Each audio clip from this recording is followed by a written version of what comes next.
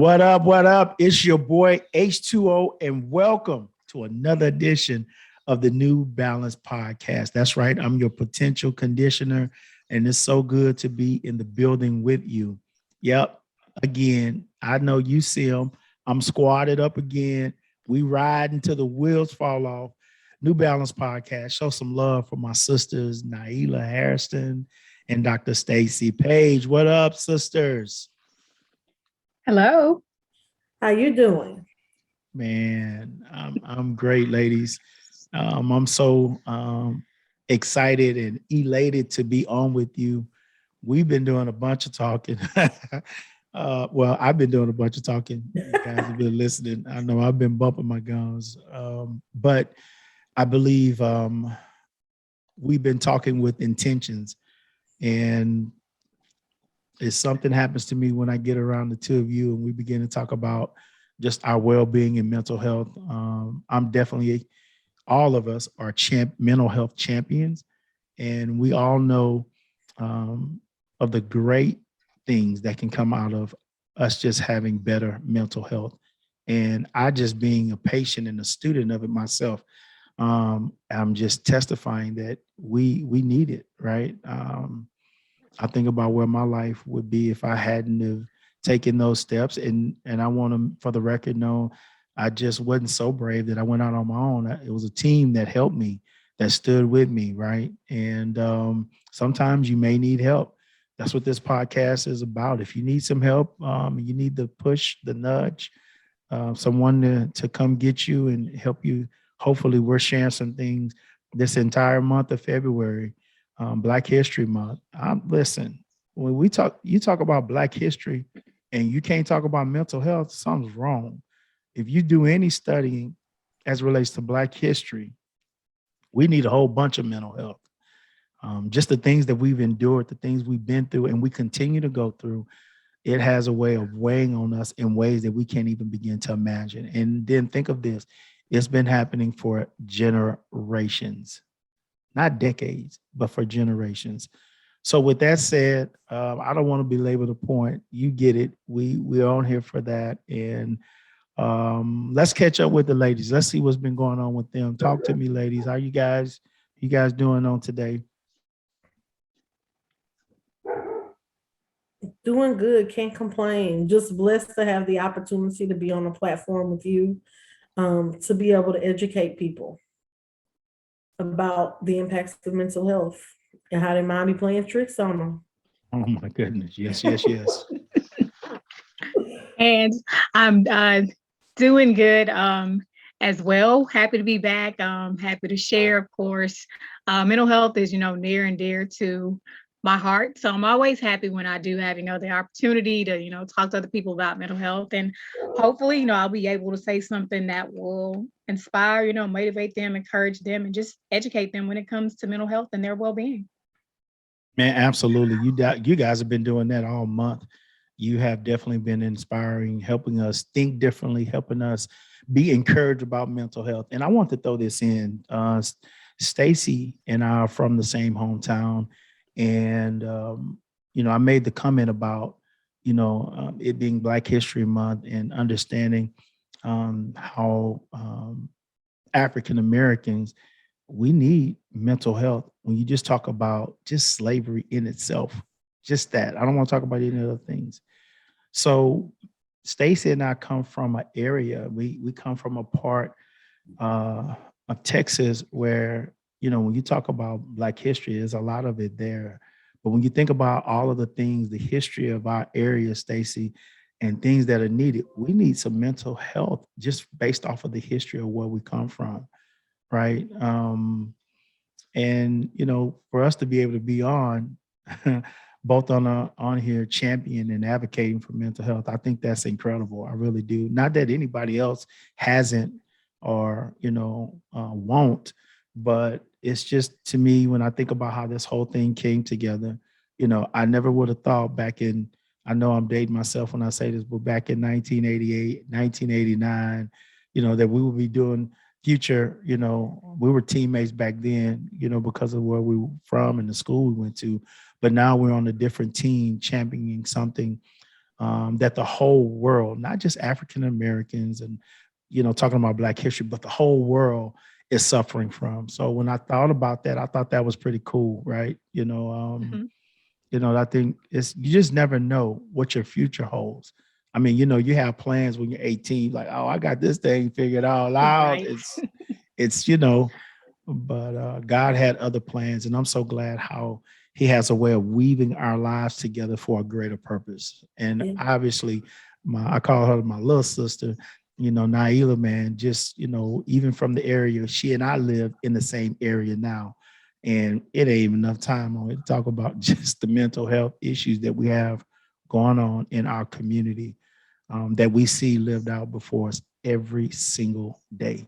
So, as I stated, and I probably overstated it, we're all passionate about mental health. And today, this episode, unfortunately, um, for this month, this is the last episode for the month. But trust me, the ladies that's riding with me, we're all in agreement that we want to do something else.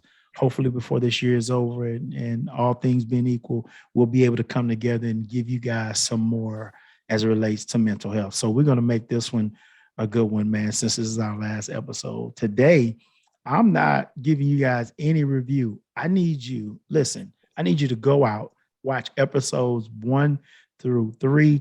And, you're watching this one, obviously, but listen, there's plenty of places to watch this. Listen, we're on YouTube.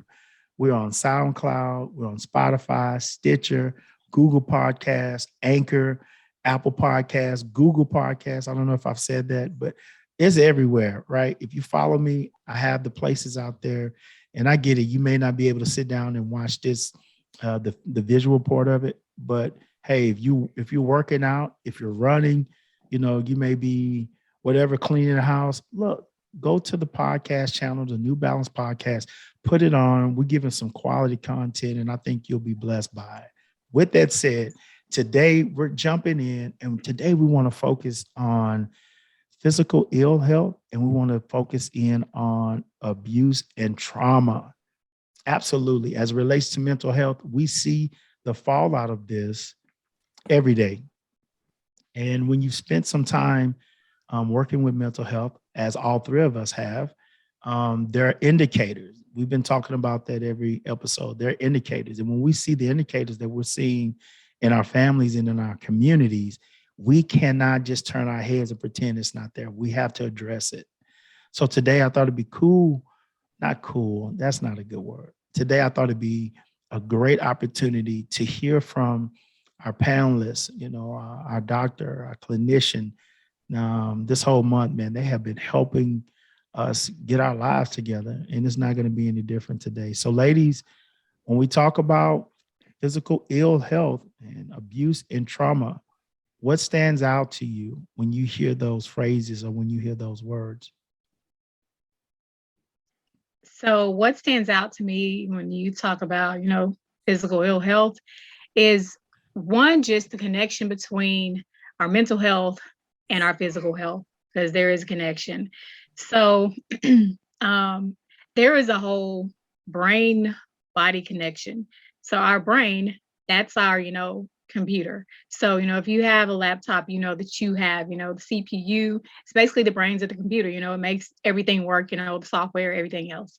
So, when it comes to us, our brains is that way. Okay. So, our brain is controlling everything else in our body, from what you're thinking to your breathing to your lungs to your kidneys to your nerves, your hands, your feet, all that. Your brain is controlling it. Now, a lot of people are like, well, how does this little small 3-pound brain do all of that? Well, you got all these different lobes up there, and in those different lobes, you have all those different functions. You got one for thinking, you got one for hearing, you got one for seeing, for eating, all that stuff, moving around, picking up stuff. And so there is a whole brain body connection. When it comes to mental health, a lot of people don't know that they're dealing with a mental health issue. That's the cause of their underlying problem. They feel it physically first. So, for example, when I get stressed out, I feel all that stress. So I get tense. Typically, I'm going to feel it, like in my shoulders and my back. So that lets me know, okay, I'm stressed out. I'm carrying too much stress. So I need to sit down and process this and do, I'm a little stress management stuff and do all my self-care to release, that stress. So I don't end up being anxious. Okay. And everybody gets anxiety. 99.9% of us get anxiety. So typically we're going to feel it in our bodies first. Okay. So whether it's just, being tense, not able to just fully relax. Okay. Another thing is just having like stomach issues, maybe digestive issues, like can't eat, can't sleep, things like that. So I always tell people when it comes to mental health, number one, have really good coping skills, to deal with the stress, because we do go through a lot of stress every day, just from the minor stuff like taking care of the kids, to going to work, to dealing with traffic, then you throw in all the other stuff right now, like the pandemic. We probably thought it was going to be over, but it's not. Now we got the new variant out, and it's wreaking havoc. So I do tell people, have those good coping skills so you're, coping with the stress and it's not just piling on to where one day, you do start having the issues. But if you are aware of your body, you know what's, normal for you and you know what's not. So when you have the can't eat, can't sleep, maybe your mind, is racing, you got a lot of thoughts and stuff going on. Maybe you're not, able to eat. When you do, you're not, feeling well. Just notice any of those types of behaviors, because typically underlying that is just, stress and you got too much on you. So that's just my thoughts on that whole, physical illness. Because a lot of times, again, we are going to basically have all the mental health issues. They do show up in the physical health issues first. And then it can, of course, if you don't get it taken care of, it can lead to the strokes. It can lead, to heart attacks and things like that. All of that is just us coming, from being, having too much stress on us, having too much pressure, and we haven't, coped with that very well. Wonderful, wonderful. Great, great response. So she touched on most of the physical things that you experience. And I want to touch on more of the chronic diseases that can surface from it, such as diabetes, asthma, cancer, cardiovascular disease, arthritis, schizophrenia. You have a higher risk of heart and respiratory diseases if you do struggle with mental health issues. There's also an increased mortality rate from cancer and heart disease. And it's higher with depression and other mental illnesses as well. If you smoke, and a lot of people don't realize, a lot of people with mental health issues, they smoke cigarettes, but you're likely to do it more. And when you are depressed, you have lower levels of dopamine, and dopamine influences the positive feelings in your brain. Like Dr. Page was talking about how everything is connected. So the nicotine in the cigarettes, it triggers the production of the chemical dopamine, which is why smoking is used to relieve depression by a lot of people who smoke. So I know a lot of times we're judgmental when we see people smoke and we call them cancer sticks. I'm one of them. So that's why people smoke the way they do, because they're using that as a coping mechanism, not even realizing that it increases the dopamine in their brain to make them feel happy, because they feel like they can't get that feeling from anywhere else, unless they're, doing other healthy coping skills.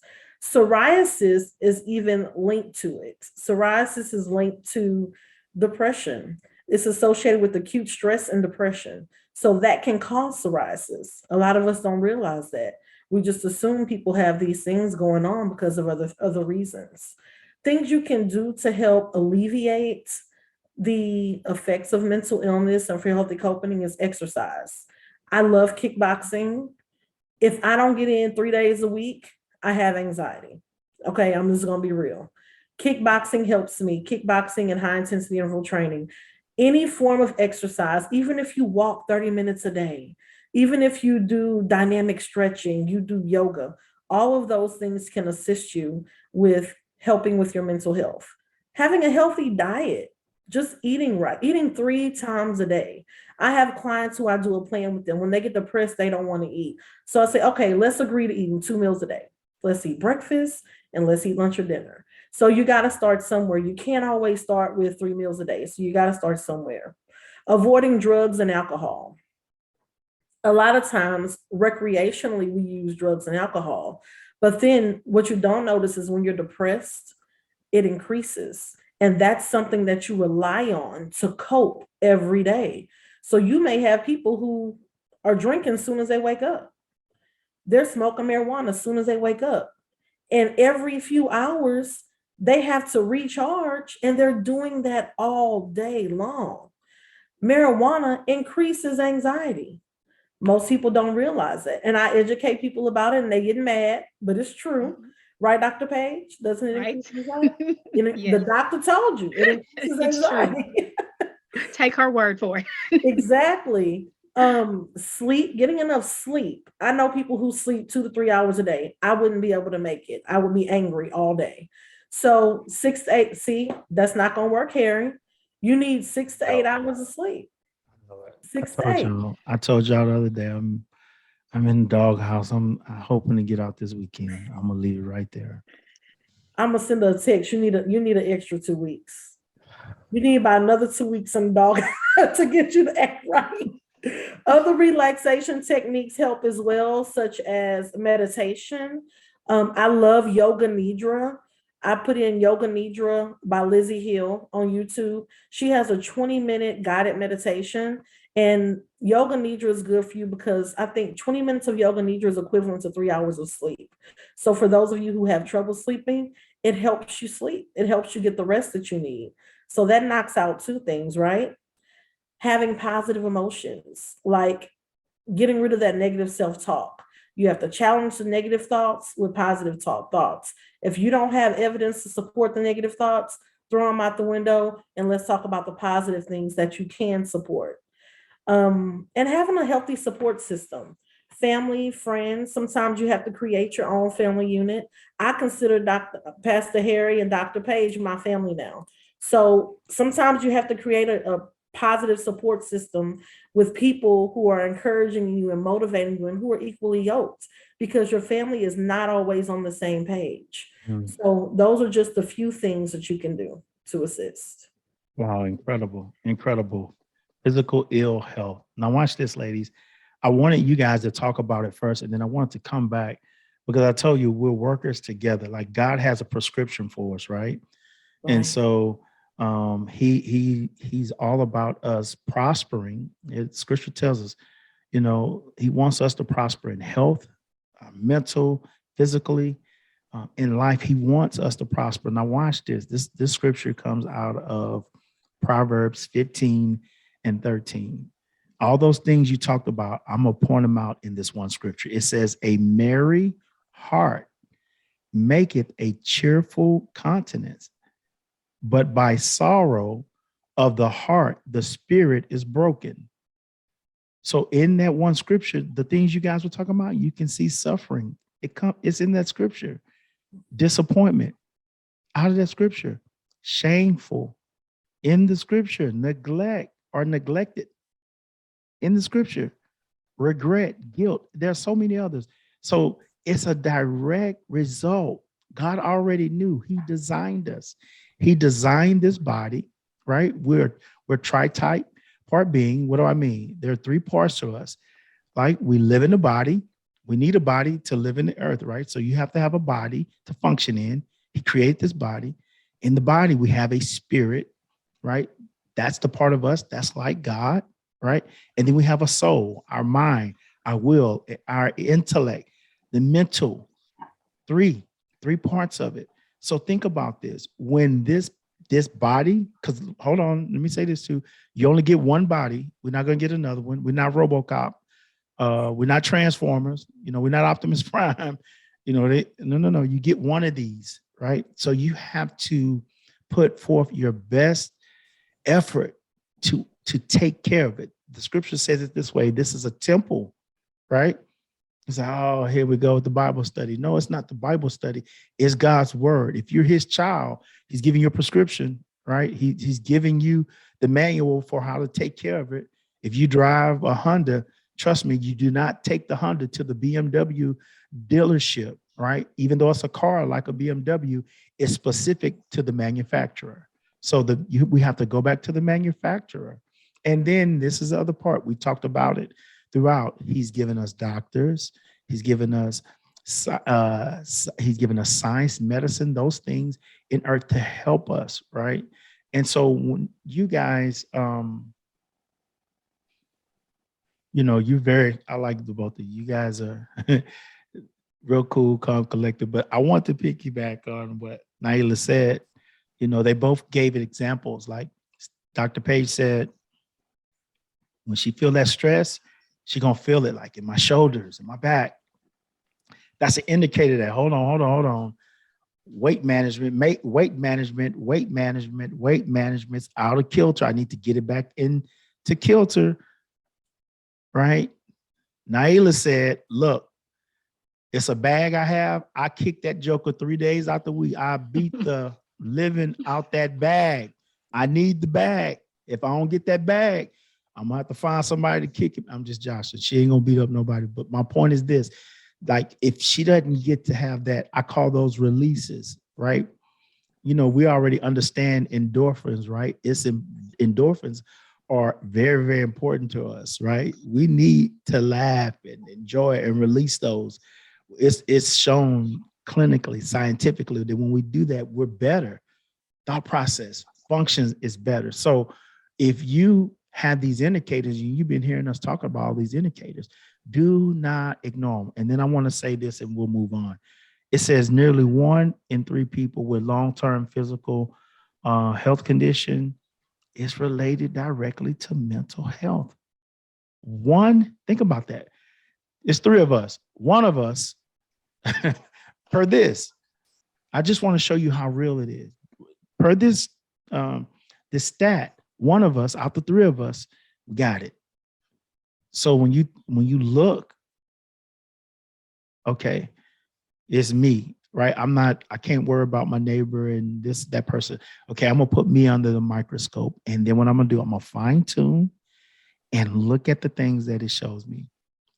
It's incredible. I remember in school, I remember when you put stuff under that microscope, how it would just really zero in on those things when you fine tune the lens. And it was no denying it. It's like, oh my God, look at these cells. The naked eye can't see it. And for some of us, the naked eye can't really see all of these things that are connected to our mental well-being. But when you have a podcast and you have people on, like my guests, my panel, they help us magnify. So as you're hearing the things that you're magnifying, I need you to work on them. We need you to work on them. Ladies, before we move on, is there anything else you want to add to the physical health? There's one little thing I want to add to the physical health before I turn it over to you is another thing that can attribute to that is when you have a lack of support to change those unhealthy behaviors. I don't want to pretend that everything is all flowers in the field and the wind was just right. And I get that. We understand life.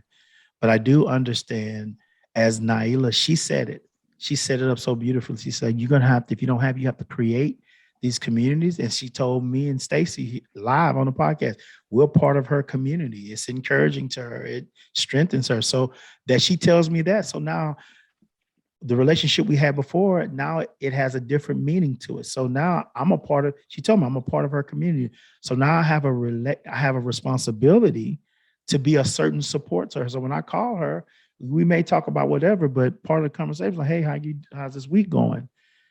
How many times you been to kick that bag? You kicking that bag, right? We don't want you to stop kicking that bag, right? That's an example, but that's what it looks like. So ladies, I'll be quiet. I'll let you jump in. I think that's really important to have. And it is important for us to have a really strong support system because as humans, we are designed for relationships. That's how God created us. He didn't want us to be out there on the island alone, trying to deal with everything by ourselves. So, that's why he does, give us, family, he does give us friends, he brings other people into our lives. He connects us with those people. So we have, those sources of support. So we have people there to, encourage us, and strengthen us, somebody we can lean on because life does get hard. And so when it comes to your support system, I mean, it can be your family. Now, of course, yes, you got to pick and choose because you don't want anybody unhealthy in your support system. So we, make sure you have, healthy people there. There are people that ask me all the time, they're like, well, I got family, but some of them, they're not healthy. They're not in a good place. They got their own issues. Well, guess what? You might need to love them from afar. But if it's somebody, that, stresses you out, when they come around, you immediately feel that anxiety kicking in. That's somebody that you don't need to be, connected to, family or not. I have very close friends. They are like my sisters. I'm closer to some of them than my own biological sisters. We're just not blood related. So all the time, it's not your biological family. It can be somebody, that you do consider a brother or sister. Y'all just don't share, the same blood or, the same parents. It may be, excuse me, maybe a coworker, somebody, that you're really, close to there.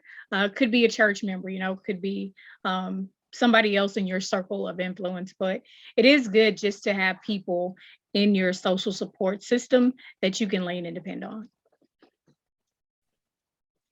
And I think it's important to realize that sometimes you have to look at your support system and determine whether or not adjustments need to be made. Because sometimes you have to set boundaries. You have to set boundaries with family, you have to set boundaries with friends, because when you're growing, sometimes you realize people aren't supposed to be there for a season. Some people are not supposed to be there all the time, because sometimes you can outgrow some of those people.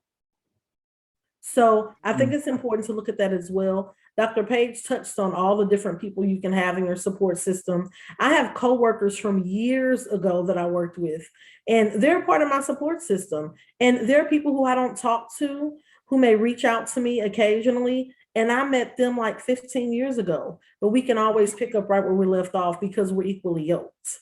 And I think it's important to realize when you're equally yoked with someone and when you're not. Like-minded people typically flock together. What, birds of a feather flock together? Isn't that the saying? So you don't want people with you who are not trying to do the same things that you're trying to do, who don't have a growth mindset, who don't realize change is the only constant, right? And who aren't positive, because those negative thoughts that they have could seep into your thoughts, and that's not what you want. So you want people who are going to empower, encourage, and support and uplift you, and who are going to push you, who are going to push you to be better, who are going to push you to be more, and who are going to push you to be greater, because that's what it's all about. That's good, ladies. That is some good stuff. We are just making up in our minds. I'm committed to my mental health. I'm taking the responsibility, and I'm not going to play the blame game anymore on anybody else, right? Whether it was, their fault or not. Today, I'm looking at where I am and I'm taking full responsibility. And all of those things that you guys are talking about, I'm gonna make me a list. Um, and I'm gonna get to work on it, right? That's part of just having good mental health in itself. Having great mental health is being able to look at a thing, no matter how painful it is just making a decision that I don't want those results anymore. I want some new results. And that's just starting, that's going to be a better mental health for you. Right. And like I said, it's painful. Yes, it is. We're talking about mental health. It's many times you're having to pull those keys out, take those locks off of areas that you locked up and you swore you would never unlock. But you're going to have to do it because we want you to have that abundant life, not just part of it, but the whole abundant life. And so your physical, we got to do better, right? And they talked about it, eating, exercising, just a good mental, all those things. I want you to do it in 2022, right? I'm not against New Year's resolutions. I'm not against those at all, but whatever you call it, let's make up our minds that we're going to do it and stick to it. Now, there's lines to, it can be a little touchy when you start talking about abuse and trauma. And I'm laughing because what I'm about to say is, oh God. But my family, friends, close friends know I grew up, I got my fair share of whoopings, right? I was like, if your eyes open in the morning, most likely I was going to get a whooping that day because I was just very, Okay. I was, I stayed into a lot of things, right? I just, my mind. So we're talking about mental health. I did see that's what, now I'm saying it's funny because sometimes you got to laugh. You have to laugh it. But even though I had some challenges growing up, one challenge I did not have is God gave me a creative mind, right? My mind is very creative. And so that creativity caused me to get into some things, right? And so when I talk about abuse and I talk about trauma, I want to be careful not to blur the lines. Now, I do know um, there is a real thing of abuse and trauma, but I want to give some clarity to it. In my opinion, and I can give it, this is my podcast, so I can give it. We do live in a day where there are a lot of things being um, named abuse and trauma, and they're not abuse and they're not trauma. What do I mean? I preface it by saying this. I opened up by saying I got a lot of whoopings growing up. Those whoopings were warranted because I was doing things and there was a violation. And so, because God said it, spare the rod, you spare the child. My family understood they was going to do it God's way. So it was like, we're going, okay, some of that behavior, we're going to give you a whooping, right? That's what God says. And I'm going to be honest with you. Some of the things I received a whooping about, if I didn't get the whooping, man, there's no telling what I would have tried when I was older, right? So those whoopings were um, saving for me. Where am I going with this? There is uh, a I don't want to say genre, but there is a mindset as it relates to abuse and trauma that if you um, whoop kids, it's abuse and it's trauma. And we're not talking about that, even though it's a separate conversation. But I do want parents to understand the difference between the two, right? Nobody was abusing me and traumatizing me when I received those whoopings growing up. No, it's a total difference. And so when you talk about the subject, I know it's touchy, and I know that there's a lot of convo around it. There are even laws that are passed, right? And all you have to, if you don't believe me, all you have to do is just talk to maybe a CPS worker. They can go more in detail about it. The abuse and trauma that we're talking about um, is directly related to mental health. So a lot of times ADHD gets a bad rap in terms of mental health. So if you have a kid, because I was that kid, and that's why I'm going here. You have a kid that's very, very active. They just seem to can't sit still, and they seem that they're gonna find themselves off into trouble. I would encourage you to have them go to a doctor and have them checked out. It's a great chance that they may be dealing with ADHD, right? Um, I didn't know it. Family didn't know it. You guys have heard this term. Oh man, he's a bad kid. They ain't mean any harm. He's just bad. It wasn't my fault I couldn't sit still. They told me to sit still, but whatever was going on in my mind was like, I'm not sitting still. I got to do something. Sit still. My sister turned her head, I'm going to thump her in the back of the head. Pretend I ain't do it. If they leave the house, stay, all of those type of things. So if you have that in your house, if you're not careful, you could be told to whoop it out of them. And this is not a whooping it out of them type thing. And I want to be the one to talk about it because I've been on both sides of the ledger, right?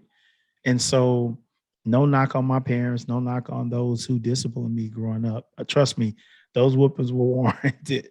If you break your grandmother's um, heirloom vase, you need to get a whooping for that, especially if she told you no throwing the baseball inside the house. I know in the Black community, you getting a whooping. You're not going to timeout. You may go to timeout, but you're gonna go there with some something on the backside.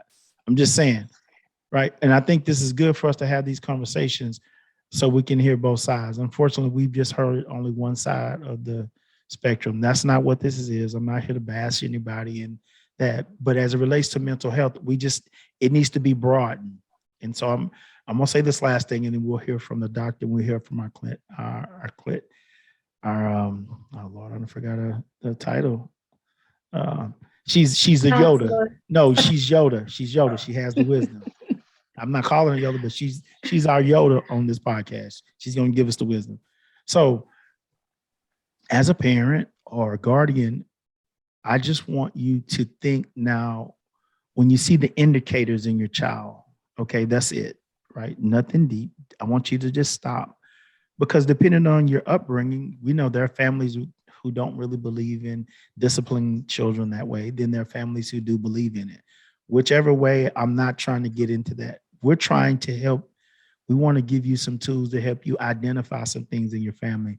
And what I'm saying is you could be possibly disciplining a kid, right, who needs other help. And if you're not careful, it could turn into abuse and trauma to the kid, right? And so from that angle point, based off of what I said, Dr. Page, Dr. Harrison, talk to me, give me some, put some more food on this plate to make this stick, because I know this is a serious problem in our families. It's in our community. And I feel, just my feelings about it, sometimes they all get swept in together. And I don't think it's fair to the child or it's fair to the parents. So if you guys could talk, I really want to spend the rest of our time talking about this particular thing. So there is a distinction between discipline and abuse. We know that when it comes to trauma, a lot of trauma does come from abuse. So as far as, what parents can actually do is, one, yes, children do need to be disciplined. No, children have to be taught. They need to learn that, yes, you make choices, but there is going to be a consequence depending on what your choice is. So you can make the good choices, and you're going to get the good stuff. You're going to get the good consequences. Or if you make, the bad choice, then you're going to get, the bad consequences. So children do need to be taught that. But when it comes to discipline, yes, discipline your children, find a way to discipline them, whether it's through, timeout, maybe putting them, in timeout for, certain period of time. Now, if you're leaving them in there, 3-4 hours, guess what? It's too long. It's not going to work after a while. Listen, those jokers getting so smart in timeout. Right. They masterminds when they come out. Like go to timeout, go to your room. Yeah, they masterminds when they come out. Their phone, their iPad, they got everything in there. So they're like, I'm great. I'm going to my room. So again, timeout. At some point in time, timeout is just, not going to work. Typically works, for the small kids, but the older they get, timeout just really doesn't work. Another thing is, as far as, spankings. Now, I grew up getting spankings, and be like, oh yeah, my parents, spanked me, definitely.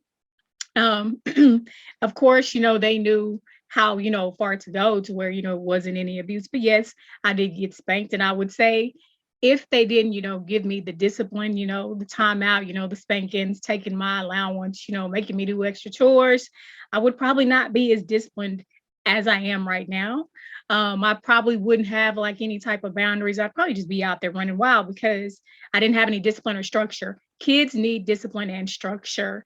And I, do encourage people, give children that. I mean, I have nieces and nephews, and so we are always sure to give them, the discipline and the structure they need, because we're like, you're not going to always be a child, and you got to learn how to, act out there in society. When you're away from home, you got to know how to act, right? Because if you're acting up at the house, and guess what? It's no consequences. What are you going to do when you get out in public? You're going to do the same thing. But guess what? It's rules and laws out there. So in the public, no, they're not going to, put up with that type of stuff. So when it comes to parents, when it comes to a child's behavior, so like Harry, you talked about having ADHD, and people probably just thinking, oh, he's a bad kid. not knowing you had ADHD and you had all this energy and you needed to find something to do with that energy. You know, not to mention, you know, it ADHD, you know, it affects, you know, your thinking. Your mind is going a mile a minute, you know, it's all over the place. Your mom is probably like, clean up your room, you know, and you're like, where do I start? You know, then she's like, well, go over here, you know, and do this, go outside and do that. And you're trying to just figure it all out, you know. So parents, you know, one just need, you know, to know their children's behaviors. And if they're telling their child, no, you can't do this, no, you can't have that, and the child is saying, well, why not? You know, whatever. There's something more to that. That's usually not a child just being defiant because they want to. They're usually doing that because again, there's something wrong there. I know I used to hear people, you know, saying a lot, well, I'm gonna beat it out of them. No, you're not gonna beat that out of them. Okay. Because if you know, beat somebody That's these not days, funny. Y'all heard me laugh. I need to say that it's not funny in terms of that, but I'm thinking of thoughts of just things you've heard. I mean, I can laugh at it now. I'm in trust me, in a great place, but it's like we have to really sit down, you know. I'm gonna say this and I'll give it back to you. When you said that, I thought about an episode of Birdie Mac. I'm sorry, it just popped into my mind. So forgive me, guys. Go ahead, Dr. Page. I mean, but yeah, I mean, you know, I grew up hearing that, you know, parents saying, well, I'm gonna, you know, beat it out of them, you know, stuff like that. And I'm like, you know, the child, you know, has an issue. So no, you're not, you know, going to beat it out of them. So what you need to do is take that child to get an evaluation. I mean, you can just take them Yeah. to their PCP and say, well, hey, you know, I've noticed that, you know, I'm telling my child to do something and they can take two steps and turn around and be like, oh, what did you tell me to do? Okay. So you know something's going on, or I'm, you know, telling them to stop, you know, and they're still doing stuff. So you can even just take them again to regular PCP, you know, they can check them out, you know, just to see maybe if it's, you know, maybe something physically going on, you know, with that child. And then, you know, they can always go from there, you know, if they need to maybe go to, you know, a psychiatrist, you know, or somebody, you know, that can, you know, check them, you know, evaluate them, you know, for ADHD, things like that, they can actually see. Even just depression. I mean, when it comes to kids and depression, you will see some children, they're going to internalize it, you know, so, you know, they're the kids that, you know, isolate, you know, want to be alone, stuff like that. And then you see those kids where they're acting it out, you know, they're fighting, you know, they're out here trying to set the dog on fire, you know, whatever, trying to break the cat's legs, you know, burning up the bathroom, all that stuff. Is like, y'all, those are red flags that something more is going on, because that's abnormal behavior. So when you see something, you know, that's abnormal or out of the normal, out of the ordinary, those are your red flags that something else is going on. So I do suggest, you know, take your child to get an evaluation, because there's something going on there. And they're like, well, I spanked them and I did this and I did that. I'm like, that's not going to help them. Okay. What's going to help is for you to take an evaluation to see, why are they having that type of behavior? Why do they have, you know, the acting out issues? And I mean, ADHD is very common, especially in boys. Okay. I have worked, you know, with boys for a number of years, and I will say probably about 80% of those boys had ADHD. That explained their behavior. Okay. And a lot of people are like, well, boys are just boys. And I'm like, no, y'all. ADHD is high in that, you know, population. So I'm like, some of these boys, I'm like, you know, they're not doing the stuff because they want to. I'm like, it's the ADHD. They're trying to find some way, you know, to deal with it, you know, and get it out. So they, you know, may need to, you know, be evaluated, you know, to see if they need help, you know, as far as, you know, decision making skills, coping skills, and even just, you know, the medication if it's needed. So for me, I say, yeah, definitely. If you're noticing something, you know, abnormal with your child, or just, you know, these consistent behaviors, you know, that aren't improving, you know, if you are disciplining your child, then definitely take them for an eval. And that's great. That's a great response. Um, Wisdom philosopher. Dr. Page covered the majority of information. You froze up a little bit, Harry. If you said something, we didn't hear it. No. So, I didn't say anything. I was teasing you. Go right ahead, sis. okay. Okay. So, Dr. Page did talk about a lot of it. What I do want to touch on is she mentioned that if you notice your child is having symptoms, take them in. That means you have to actually pay attention to what's going on with your child. And you have to actually listen to what the teachers or the child care providers are saying. A lot of the behaviors that children have will let us know if there's something wrong. So, like she said, take your child to get evaluated. I do want to touch on some of the unhealthy things that we do as far as abuse related trauma is concerned. Harry had already mentioned that you can look at CPS to determine what it says. I got toe up as a child. I didn't get spankings. I got toe up. So I had to pick my own switches and all that. Okay. So that's the country whoopings. That's what I experienced as a child. Okay. Or the whatever your parent could get their hand on. And yes, it did help make me into the woman that I am today. But I do want to say that I believe the CPS site says you can spank on the bottom, if I'm not mistaken, and that is okay. But anything excessive or more than that is not okay. But when it comes to abuse, getting things that are not, I believe it says a belt. I don't quote me on that. Do you recall what it says, Dr. Page? What CPS says now? Not right now, I don't. I do know that, of course, spanking on the bottom, I do believe that's there, but that's the only thing I can think of right That's all now. I can remember. So anything else, getting anything, a switch, that's not okay. A switch is not okay. Grabbing some, I know we do the chonklers and all that, the little flip flops, not supposed to do that. I know I've heard a lot of parents say they have their children work out in order to discipline them, like have them do push-ups or wall sits. That's okay. That's working out. That's exercise. You just want to make sure that it's not excessive and you don't want them to have a negative mindset when it comes to exercise because you're using it as a form of punishment. But things like that are feasible. Other positive things you can do is set boundaries with your children. Dr. Page said choices. When you use specific verbiage with children, it helps them believe that they're a part of the process and that they're a part of the plan and they don't feel like you're just telling them everything. So it's if you choose to clean the kitchen, then you choose to get your allowance. If you choose not to do it, you choose not to get your allowance, right? If you choose to go to bed on time, then you choose to play with your tablet for 10 to 15 minutes before bed. If you choose not to, you choose to lose that privilege. So that's kind of like what it sounds like when it comes to making choices. You want to use that verbiage because it makes them feel like they have a choice and they're a part of the conversation and a part of the process. Any other type of, abuse is so vast. I've heard all kinds of stories. Um, I've heard stories of kids getting burned, having to take excessively hot baths. I've heard of kids having to do all kinds of things. That's not okay. It's not okay. None of that is okay. If you're not able to have a conversation with your child and set proper boundaries, then that's a problem. And Child Protective Services will be contacted.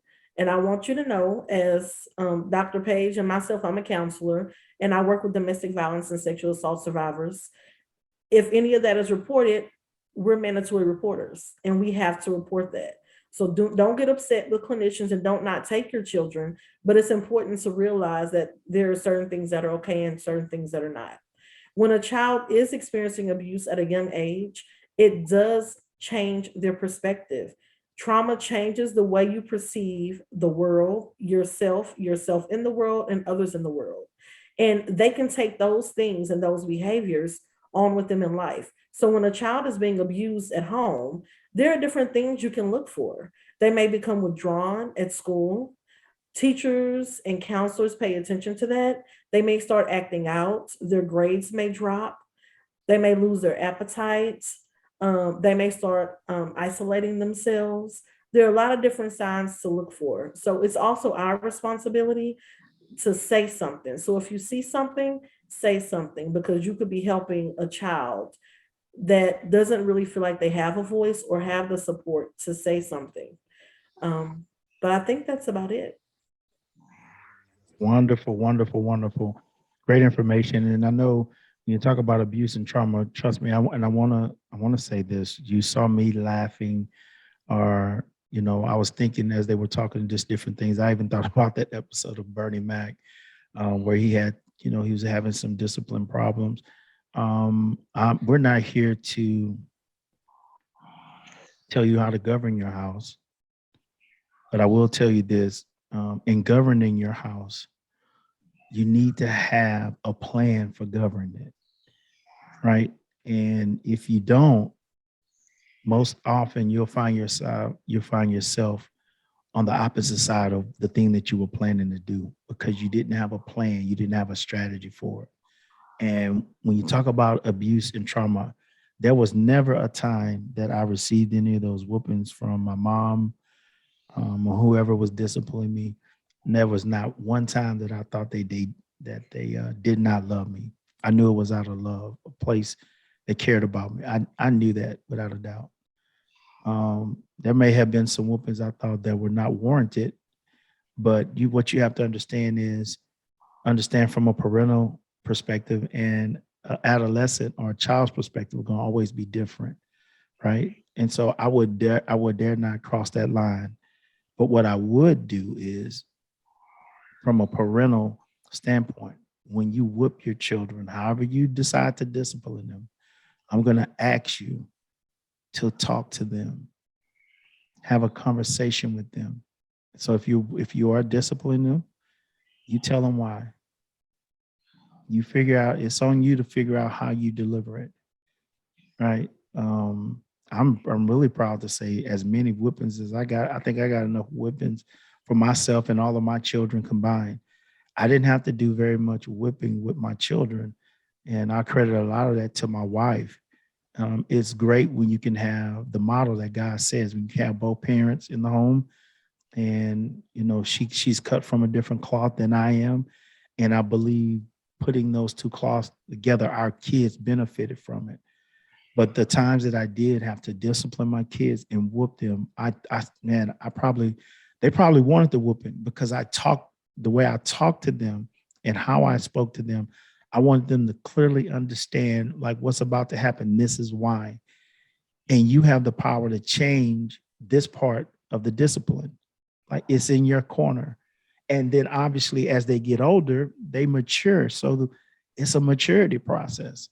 And because I did experience trauma, it wasn't stemmed from the whoopings. It was from life. And because my mom was old school, she didn't take the time to explain the why. Like, she talked to me while she was whipping me, right? I told you, when you go to that school, go to class, sit in there and be quiet. Do not act a fool at school. And she used to tell me, we grew up, don't you embarrass this family name. If you embarrass this family name, I'm telling you, you're going to regret it. You going to regret it. And then she would tell me, you and your friends going to regret it. You can interview my friends. They'll test my mom. She will roll up on them. But my point is this: like, the trauma was from life. It wasn't from the whooping. So I wanted to have the conversation this way so we could look at it. Man, my heart was broken because my pops wasn't there. And then it was broken because not only was he not there, but he wouldn't even call to check up on me. Okay, cool. As I got older, okay, all right, you don't want my mom no more? Okay, that's cool. I halfway understand relationships, but what about me? That's what the young boys are dealing with. Like, man, what about me? We over here struggling, dude. I mean, those are the things. So it's like, all right, if you don't want to do nothing to help me, well, man, forget you. You forgot me, so I'm gonna forget you. That's trauma. Trauma is not, in a car. If you ever been, and I've been in it, it's not a lovely sight. I was in a car wreck with my oldest daughter, and the airbags deployed. I was hit so hard with the airbag, it knocked me out. I don't know how long I was knocked out. All I know is when I came through, the ambulance was there taking me out the car. So however long that was, that's how hard the blunt force of that airbag hitting me in the face. That was trauma. It took my neck about 2 years before it got back. That's trauma. So when I talk about trauma and we're talking about abuse, I didn't experience that. The trauma was from life, right? And so we have to, when you talk about your mental health, like they said, you begin to blame you. What's wrong with me? Why you don't want me? Man, what did I do? You know, am I not worthy of time spent? So it's that's my story, but your story may be different. But I want you to open it up and I want you to look into it. And then let's talk about it. Right. See, I know I have two friends on here. We're friends, right? Period. But I do know, as it relates to mental health, I can call them and just I can go in and I don't have to worry about, I can share whatever the trauma is that I'm dealing with. And so, whether it's professionally, friend, whatever, I want you guys to look at it because remember, I don't, was it this podcast, ladies, or was it the last one where I was talking about when I got ready to marry my wife? I was standing there with those bags of trauma and pain and The disappointments. last one. It was the last one. It was the last Mhm. podcast, right? She couldn't see that. She saw this fine Carmel brother. Oh gosh. Okay, that's another podcast. But she couldn't see the that other stuff that I was carrying. So think about this. It's no different. As a parent, your child can have those same type of bags and you don't see it because it's showing itself as something else. So And here, will you touch on? I just go thought ahead. about in my mind verbal abuse and things you say to Oh, your child yeah. Mhm. Thank because you. yeah. Oh, that's wonderful. I'm so glad you mentioned that.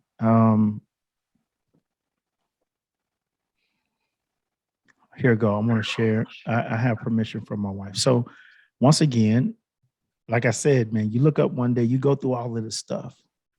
It's never dealt with. Now you look up one day, now you have your own family. And the best part of me are the four people that my three kids are my, that's the best part of me. All this other stuff is cool, whatever, but they the best part of me. That's the thing I love the most, right? So I have this family.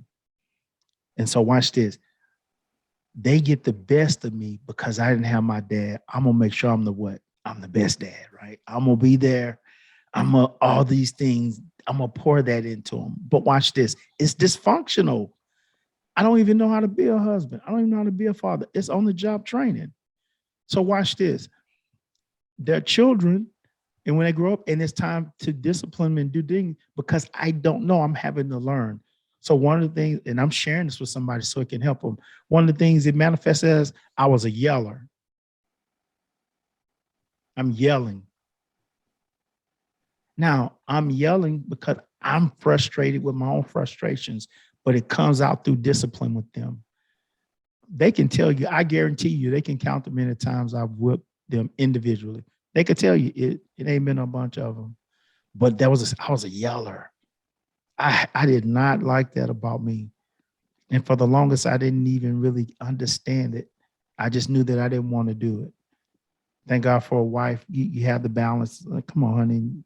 And I know you didn't even mean it that way, but you yelling at them, hurt them. That's in the few pops that you gave them. So you need to.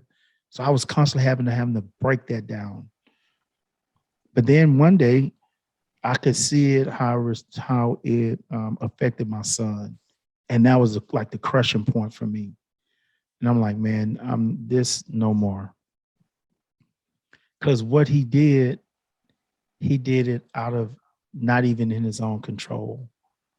And we learn as parents, you have a bad day at work, or the bank deal didn't go through, or you didn't get the promotion and whatever. You dealing with stuff they can't even imagine yet. They just know I love my pop. It's totally different. But the crushing that happened in him, it was my breaking point. So what I have to do, right? Now, mind you, I had already been through some therapy. They suggested more, but for whatever reason, I thought I was good. The therapy I got was good. So I didn't follow up on the other because she could tell, I mean, he could tell there were some other areas I need to work on. Now, and you watching, I'm in church. I know what God's word say about it, pray and all the other stuff. But yeah, I still have these issues. So what happened? How did I get over it? You want to know how I got over it? It took me being accountable to others, not just one, but others. and I had to submit to the accountability. And then I had to unlearn and then relearn. They'll tell you now it's so much better, but every once in a while, there is the temptation to just to do that. I'm just telling you. So in our family, as it relates to mental health, there are things that affect you in a way that you don't even know until the triggers. And so if you're a parent or if you're somebody dealing with somebody this, we have to be careful. The Bible says that life and death is in the power of the tongue. So we can build with it or we can tear down with it. And you're either doing one or the other, even if you don't mean to. So I want you to take time to think about the things that you say, how you say them. Man, that's like a classroom. And I'm gonna be honest with you, it's a forever classroom that I'm always be in. Even now, I could be talking to my wife and I know what my heart means, but it come out a different way. And she's like, "What in the world?" So it's work. So that's a great point to pull out. You guys can definitely add to that because I think that's something we need to talk about. And I know we primarily talked, about physical abuse, putting your hands on somebody, but there are different types of abuse. So of course you do have the verbal, and that's what we're on right now. And I know there are some people that are like, well, I'm not, beating them down or anything like that. But I'm like, you're talking negative, to your child. You're calling them names, you're putting them down, you're cussing them out, you tell them they're, dumb, stupid, whatever. I actually just had a situation probably maybe a month or two ago where I was in the store and there was a little girl and she may have been maybe 2 or 3, how kids are in the store, they're grabbing, whatever. And her mom just started cussing at her. And I'm sitting here like, this is a baby. This is a 2 or 3-year-old child, and you are cussing at her like she is a grown woman. And so, I, got angry. I felt it. I'm like, okay, Stacy, you got to say something. And so, I just went over, to the mom, and I was like, oh, are you okay? Because I clearly saw, she was angry, frustrated. And then I could like see it in her eyes, like she realized it, like, oh no, somebody just saw what I did. Well, yeah, I just saw what you did. Because, right here in public in the store. So, I just asked her, if she was okay and everything. She's like, yeah, just a little bit angry, frustrated, whatever. And so, I did, of course, check on, on the baby or whatever. I mean, she seemed to be fine, which I was like, apparently this child is used to that, which she shouldn't be. So, I just, talked to the mom, and I was like, oh, I'm sure, everything will be all right, just calm her down. But that did just let me know that, that is what she's doing, to this child at home. And I'm like, she continues that.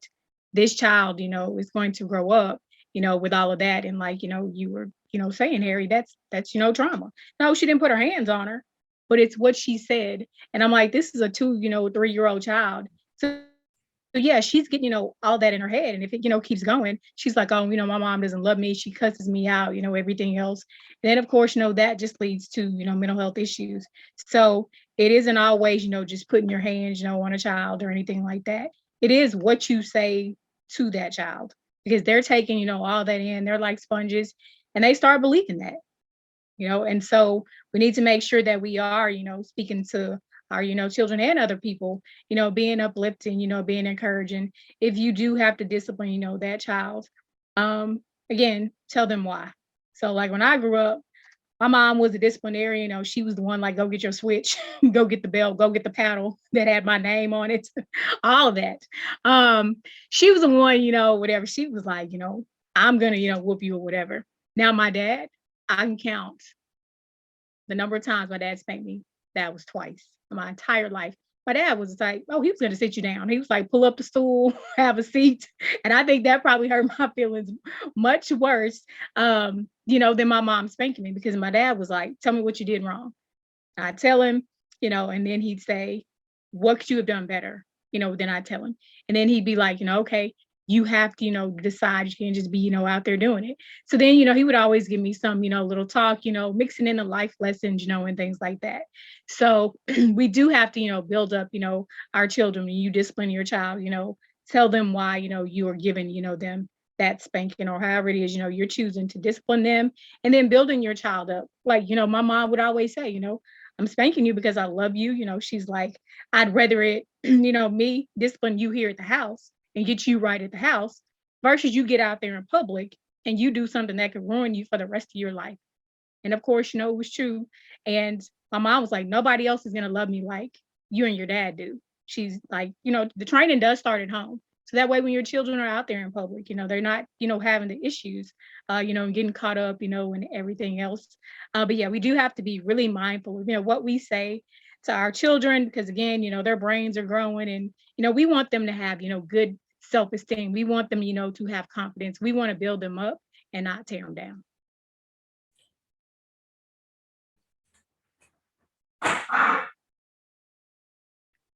And we want to speak life into them. That's the main thing that I was thinking about when I was thinking about how we talk to our children. When you curse at them, it's demeaning. It it belittles them. It decreases their self-esteem. And when they go out into the world, that's the energy that they're going to go out into the world with. So when you have daughters, you don't ever want the dad to talk down to her. Your dad shouldn't curse at you. Your dad shouldn't call you out of your name, neither should your mom, because then any man who comes along can talk sweet to her. And then she's going to take that, and that's going to be all she wrote.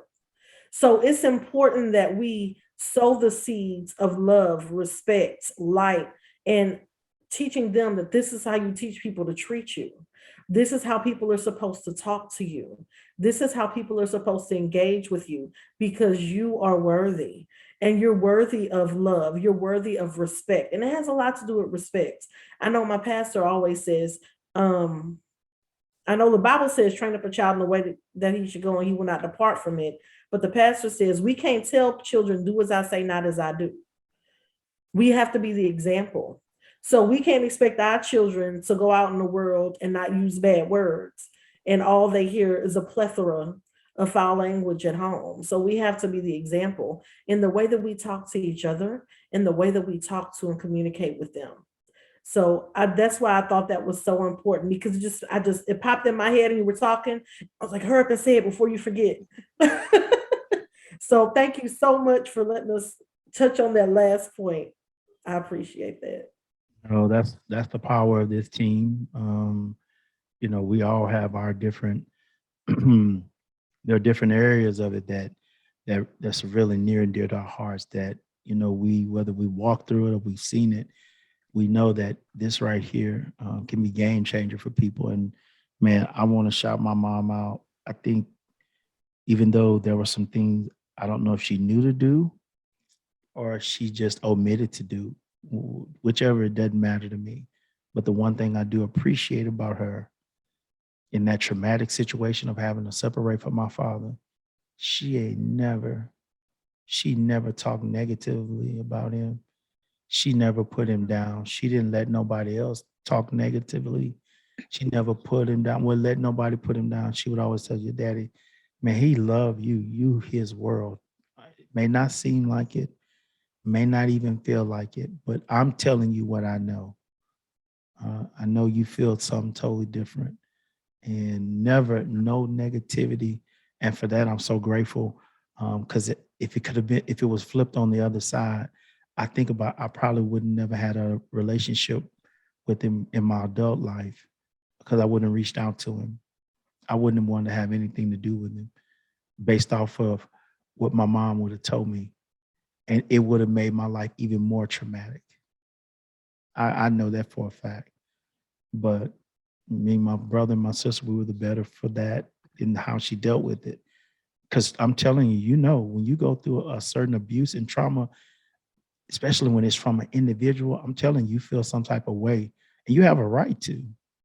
But I think when kids are involved, you have to be careful what you say, how you say it. And the person may be worthy of some negative talk. But if you're wise in your delivery to them, because I know she was like, one day you guys are going to have your own family, especially you. Yeah, something about the oldest kid, you get a different responsibility than the other kids. I always had that. She always put that responsibility on me, even as a young kid. But it was good for me. It helped shape me into the man that I am today. And so I just really appreciate that about her. And so when I look at it, there's so many pros and cons in it. I just at a point in life this, the bad things that happen, I'm gonna use them as life lessons, right? And so what? The Bible says, let the redeemed of the Lord say so. I'm redeemed, right? I don't need anybody. I don't need a box of cookies. I don't need no reparations about my past. I don't need any of that. God said he's a father to the fatherless. So my life is good. But what I am going to do, I'm going to pay it forward. I'm going to help somebody else not go through the trauma that I went through, right? It's cool. That's cool. You can use me. Listen to my story and learn from it. But I don't want you to experience it. Because when we had a week like we had last week, that many suicides in 1 week, you better know it's not a coincidence. You better know that it's a sign of the times. And people are crying out for help. The question is, and I'll end this podcast here, are we sensitive to the cries or do we even hear the cries? So we can't squeeze it all in to these 4 episodes, but I think these 4 episodes have been really good to jumpstart and ignite some things. And I will say this, if you are finding yourself in need of help in any kind of way, the New Balance podcast first is a safe place. There are some relationships that God has truly blessed me with. I will connect you, but I will connect you with a responsibility. The 2 ladies that are on the screen, they live very busy lives. But in the profession, they're in it because they're passionate about it. And if there's something they can help you do, I'm guaranteeing they're going to try to help you. And even if they can't, they can point you in the right direction. So, ladies, this has been so incredible to me. I've had so much fun being on here with you these last 4 weeks. And I do believe, man, lives are going to be better because of this particular podcast series. My mind playing tricks on me. Do you realize, and I just thought about it when we were talking here now, think about this. We see mental health go all the way back to the beginning. You look at it with Cain and Abel. His mind played a trick on him about his brother. They both had a responsibility. One was negligent on his responsibility. The other one knocked his responsibility out the park. The brother got jealous. And in his mind and in his heart, because in your right mind, there's no way that I would think that way about my brother. There's no way. We have the same mom, the same daddy, like we're in the house together. How could I allow myself to feel that way and then act it out? I'm going to tell you there's something going on mentally there. Anyway, I won't touch it. But all I'm saying is it's an age-old problem that's been around for a long time. And God knew it, but he put something in place to help us overcome it and have victory over it, man. New Balance podcast. Show some love for Ms. Naila Harrison and Dr. Stacy Page. Wow, this has been great. This has been so great. I don't want it to end, but obviously it has to end. And we want you to go back, watch every episode. Listen, watch, subscribe, share it. You may know somebody this would be beneficial to. Hey, go to one of those platforms I talked about and share it with them. And if it'll bring some relief, man, definitely share it. Ladies, I want to thank you again. I definitely thank you privately, but I want to thank you publicly. This podcast would not be possible without you guys. It would be so boring with me on here just talking about it by myself. So you guys definitely brought a whole nother element, and I'm so eternally grateful to you for your labor of love. And we got to get out of here. As we always say, it's strength for today, sustenance for tomorrow. That's what I'm talking about. It's your boy, your potential conditioner, H2O. We'll see you when we see you. We love you. Peace.